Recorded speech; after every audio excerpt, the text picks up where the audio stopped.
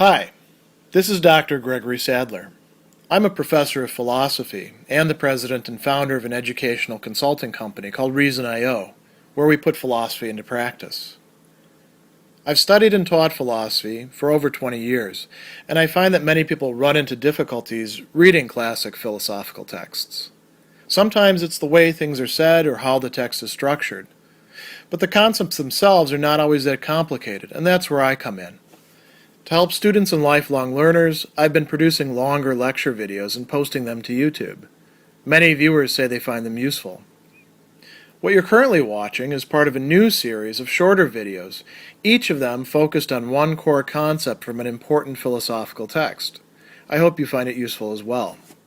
Inez uses the language of traps, booby traps specifically, and Garcin uses the language of a spider's web, and both of these are actually apt for the situation that all three of these characters are placed within.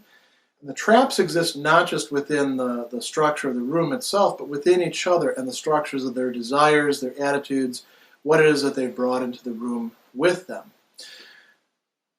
There's a number of solutions, sort of escape routes, that get sketched out, mostly by Garcin.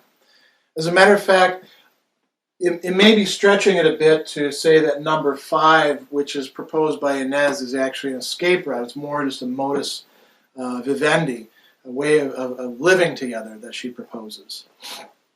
One which, of course, he's not going to be able to find acceptable. And over and over and over again, what happens is one of these is proposed, and the people to whom they're proposed, it's mostly Garcin doing the proposing, will not be able to live with it. Will say, no, I can't, that's not what I want to do at all.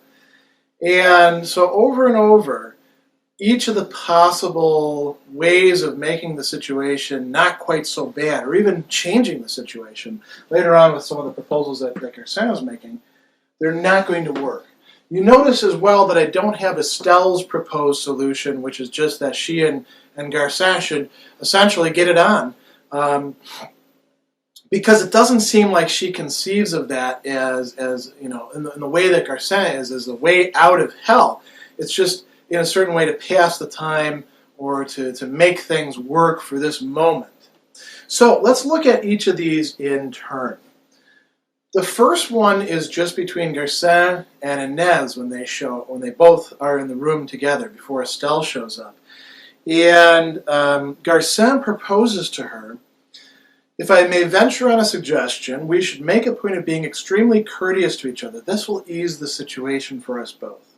And Inez says, I'm not polite. And then Garcin says, then I must be polite for two. So it seems like he's bending over backwards to make this work. And then the next thing Inez says is, your mouth. So I beg your pardon? Can't you keep your mouth still? You keep twisting it about all the time. It's grotesque. And then she says, that's what I reproach you with. There you are. You talk about politeness and you don't even try to control your face. Remember, you're not alone. You have no right to inflict the sight of your fear on me. So that's not going to work. Garcin can try to be courteous, but what looks like courteousness in his eyes does not look so in Inez's eyes, and she undermines it anyway, in part because of the cruelty that she exhibits. The second one is a bit more developed as a proposal. And Garcin suggests, once Inez says, here's the situation we're in, we're going to be torturous to each other. He says, the solution's easy enough.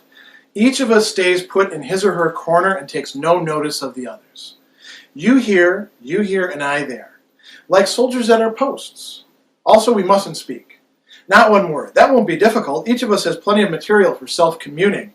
I could stay 10,000 years with only my thoughts for company.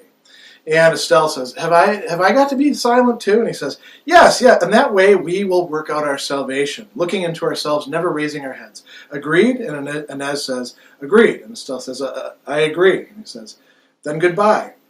And almost immediately, Inez starts singing to herself. Estelle starts doing her makeup. And the ways in which they are communing with themselves turn out to be ways that are going to impinge upon the others. In particular, Estelle ends up asking, oh, I wish I had a mirror. Do you have a mirror? And they start having this conversation back and forth, that flirtation that I talked about earlier. And unfortunately, Garcin cannot get away from that.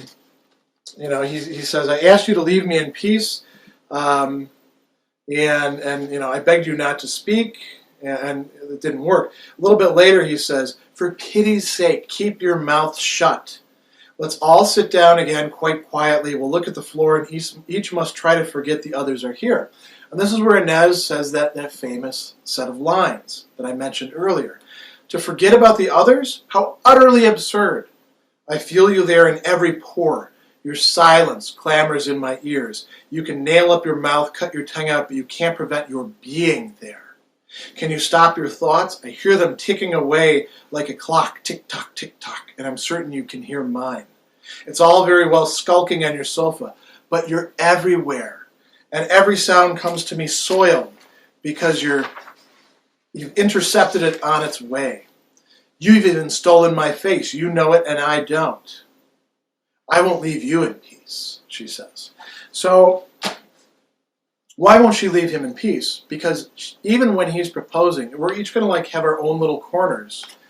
That's not going to work. Human presence doesn't work that way. And for Sartre, human presence is always going to be viewed as kind of a threat, as an encumbrance to others.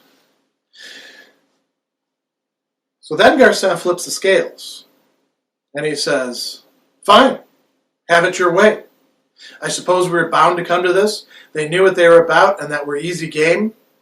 If they just put me in a room with men who could keep their mouths shut, but I'm stuck here with you, so let's be natural. And then he says, do you know I used to be mad about women and some were fond of me, so we may as well stop posing. We have nothing to lose. Why trouble about politeness and decorum and the rest of us? We're between ourselves and presently we shall be naked as newborn babes. And so this is where the revelations go. And they start, sort of tearing down some of the veils about who they are and why they're there. It does make sense. Maybe that'll make us better able to live with each other. But that's precisely what reveals to them how hellish the existence with these other people are. Each of them realizes the others can see them for what they are, and they don't like that. And they're also seeing the others for the disgusting people that they are in turn. Garcin, strangely enough, proposes they should help each other. This is the fourth solution. He says, I suppose we start trying to help each other. And Inez says, I don't need help. Garcin says, Inez, they've laid their snare damned cunningly, like a cobweb. If you make any movement, if you raise your hand to fan yourself, Estelle and I feel a little tug. Alone, none of us can save himself or herself. We're linked together inextricably. So you can take your choice. So really what he's talking about there is something like solidarity. We're all in this together. We all need to think about how we're going to help ourselves and at the same time help each other out of this situation. And that doesn't work either. Inez asks, what do you expect me to do in return? And Garcin says, to help me. All it takes is a little effort, Inez, just a spark of human feeling. And then she says, human feeling? That's beyond my range. I'm rotten to the core. So, unless all three of them are willing to help each other, it's not going to work. And they're not. Inez makes it clear that she has pulled out of that possible solution. She proposes at a certain point, Garcin, if you just butt out, if you want to be by yourself, go ahead. Leave me and the girl alone, and we'll work out what we're going to do. She says, keep your pity for yourself. Don't forget, Garcin, there are traps for you too in this room, all nicely set for you. You do better to watch your own interests. But if you will leave us in peace, this child and me, I'll see I don't do you any harm. So what she's proposing is something like a truce.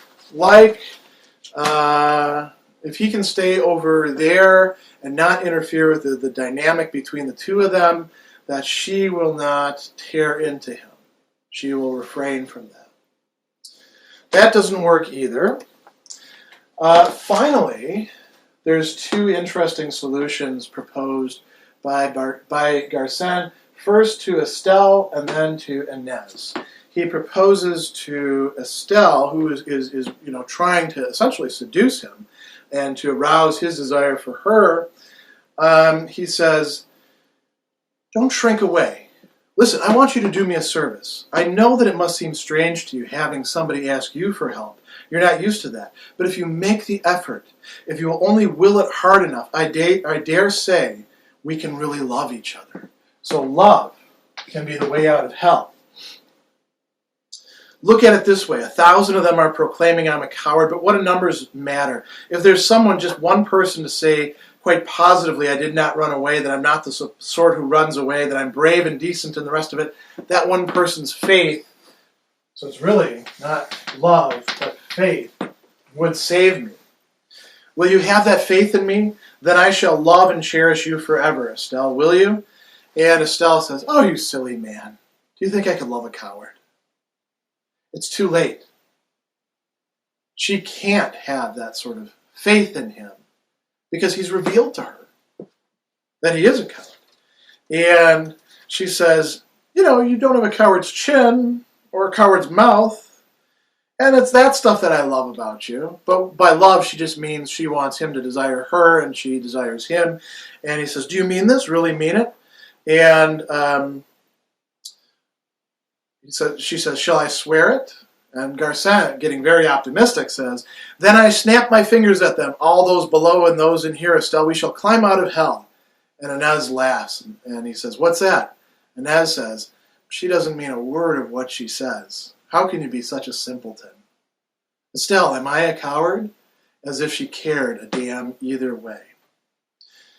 And then she lets it, down. She says, what do you expect me to say? Don't you realize how maddening it is to have to answer questions one can't make head or tail of? She literally can't see what it is that Garcin is driving at with all this talk about love and faith, and she's at a lower level, you could say, spiritually, and she's not really ready for that.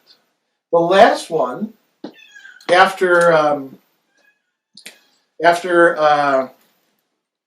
Garcin has gone through this long sort of seduction passage, and Inez and all of them have had a big fight. They actually try to throw Inez out of the door, because the door opens. And Garcin won't allow Estelle to push her out. Why not? Because he says, I need Inez. Because Inez and me actually have a lot more in common. He says, it's you who I have to convince. You are of my kind. Did you suppose I meant to go? No, I couldn't leave you here gloating over my defeat with all those thoughts about me running in your head. And Inez says, you're going to try to convince me that you're not a coward? And he says, I've got all eternity to convince you. That's the one and only thing I wish for now. It's you who matters. You who hate me. If you have faith in me, I'm saved. And Inez says, that's not going to be easy. I don't like you. As a matter of fact, I do hate you. I think you're a coward, and I'm a hard-headed woman. And he says, I'll give you all the time that's needed. And he says, this is something really important to me. I want to do this. And, she tears him down a bit more at that point. And she says, keep at it. It shouldn't be so hard convincing me. Pull yourself together, man. Rake up some arguments. Now you're going to pay the price. I'm really nothing. I'm just mere breath on the air. And yet you can't get out of me what it is that you desire. So all of these solutions, all of these attempts to get out of hell break down. And this leads us to the conclusion that hell is other people. And really, in order for it to work for Sartre, you need several people, all of whom can confute, can stymie each other's desires, their self-images, who can, refuse each other, who can use their freedom in such a way as to interfere with the freedom of the other person, who can tear the other person down. And so it's impossible to attain any sort of stable solution if these two line up together and say, we're going to, be a team against you. They're stuck still in the presence of this other person. And Sartre, in his philosophy, seems to be saying, yes, that's actually the human condition. We're always, whether we realize it or not, stuck in this condition of having to deal with alien freedom, having to deal with the freedom, the choice, the way of looking at things of others, not being able to convince them, not even truly being sure of ourselves. And so the hell that he's describing, you might think of it as sort of penetrating further outward into the world of our own experience. This is a very dim view of things. Not all existentialists see it this way, but this is particularly and peculiarly Sartrean. And so this is why, to bring this to a conclusion, No Exit is such an important and emblematic piece of Sartrean literature.